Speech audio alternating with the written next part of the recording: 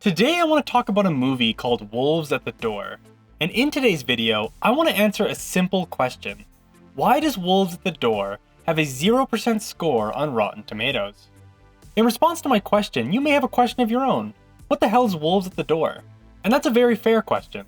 There's a good chance you've never even heard of this movie. Wolves at the Door was never released in movie theaters in North America. It was released internationally where, fun fact, it made $4,000 at the box office. Not $400,000, $4,000. I'm gonna go out on a limb and assume a movie of this size likely had a higher budget than a 16-year-old buying their first car. I'm fairly certain that $4,000 in revenue wasn't quite enough to keep Wolves at the Door from losing a lot of money. So, unless you watched it in a theater in Germany, you probably haven't seen this movie. I would never have seen it either if I hadn't just randomly stumbled across it one day while scrolling through Netflix. Before I decided to watch it, I quickly googled the title, and that 0% score on Rotten Tomatoes really caught my eye.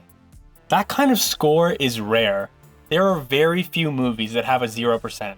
Movies so bad, so universally disliked, that not even one single critic said they thought it was at least decent. That 0% score puts it in the same company as movies like Gaudi, The Ridiculous Six, Starving Games, Bucky Larson Born to be a Star, and Super Babies 2, Baby Geniuses. The answer to my main question may now seem obvious. The reason that this movie has a 0% score is because, just like all those other movies, Wolves at the Door is a horrible, irredeemably bad, steaming pile of shit. And well, it's just not that simple. You see, there's a different kind of shame associated with this movie. I have yet to say what Wolves at the Door is even about. Wolves at the Door is a retelling of the 1969 murder of pregnant actress Sharon Tate and her 3 friends by members of the Manson cult.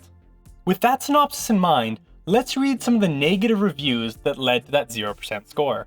John Leonetti's film shamelessly exploits the Manson family murders, delivers some stellar performances and a genuinely terrifying story, but is largely let down by the filmmaker's inability to understand that there are limits to what can and cannot be shown on screen when it comes to the retelling of real-life murders. The film's basis on real-life events is distasteful, a deeply distasteful mess. There's a common trend in these reviews of distaste. Reviewers trash this movie for having a premise they found disrespectful, irreverent, disgusting, shameless, and that crossed a line. And that's fair enough. There's definitely some merit to that outrage. Wolves at the Door capitalizes on the audience's recognition of a real-life murder of a pregnant woman. Some of the real deaths of real people are exaggerated and altered to make them scarier and more intense, all in the name of profit. But what I find interesting and why I'm making this video is the fact that while most of the reviews agree the concept is in poor taste, they gloss over discussion of the movie itself. Even in some of these negative reviews, they actually state that while they didn't morally agree with the movie, they actually enjoyed it. And that's a very unique situation.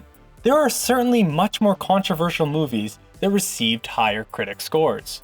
For example, Cannibal Holocaust, which featured actual animals being killed on screen and whose director was arrested and taken to court under charges of obscenity, has a 65% critic score on Rotten Tomatoes. Human Centipede 3, a movie about hundreds of Texas inmates shitting in each other's mouths for 2 hours, has an 18% critic score. A Serbian film, a movie featuring pedophilia, necrophilia, torture, incest, and other elements I can't even mention in a video, has a 47% critic score. There are more examples I could list that push the boundaries of film, morality, and decency. Even if Wolves at the Door itself is in poor taste, I find it really interesting that this is the one movie that was said to go too far by 100% of critics. Putting aside the backlash and discussion of poor taste, as for the actual execution within Wolves at the Door, it's fine, it's average. It is a decent home invasion horror movie. It is certainly not nearly the same level as its other 0% counterparts. The performances are serviceable, the script is fairly logical, and there's honestly some really great horror cinematography. There are a number of creative, well thought out shots, characters hidden in the backgrounds of scenes, a cool use of reflection on windows and TV screens, some interesting tense cat and mouse wide shots with character choreography as they move in and out of locations. All these shots work in conjunction to build up some genuinely tense, suspenseful scenes. There was clear creative flair in the direction of this movie. Overall, Wolves at the Door is by no means amazing, but in isolation, ignoring the context, all the technical elements were at worst passable. And that is because Wolves at the Door wasn't some random low-budget exploitation movie shot on some guy's flip phone. This was a movie distributed by Warner Brothers, one of the largest film studios in the world. The director of this was the cinematographer on both The Conjuring and Insidious, and he went on to direct his own movie within the Conjuring universe. The writer also wrote and directed a number of Conjuring movies. There were some fairly big names behind Wolves at the Door. It's clear Wolves at the Door would have gone to North American theaters if not for the controversy. As one film critic summarized, this movie was trashed for its ethics or lack thereof. I'm sure the unexpected backlash and negative press factored into its overseas burial by the studio, a mistake in judgment they'd prefer to not highly publicize through a wide release or increased marketing. So now circling back to the main question of this video, why does Wolves at the Door have a 0% score on Rotten Tomatoes? Part of me understands why. Wolves at the Door was deemed to be in poor taste. It is in poor taste. I also don't like the idea of exaggerating and sensationalizing a real pregnant woman's murder just so you can put based on a true story in your trailer. I get it, but at the same time, I don't get it. Wolves at the Door is thoroughly average. If you ignored everything else, it probably would have a 30 to 60% critic score. And even factoring in the controversy, there are much more controversial films out there with better reviews. Hell, this isn't even the most exploitative horror movie about Sharon Tate's murder. There is a horror movie called The Haunting of Sharon Tate, starring Hilary Duff.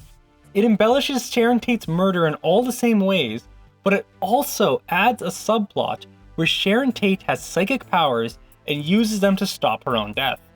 I'm gonna say that again. Sharon Tate has psychic powers and uses them to stop her own death.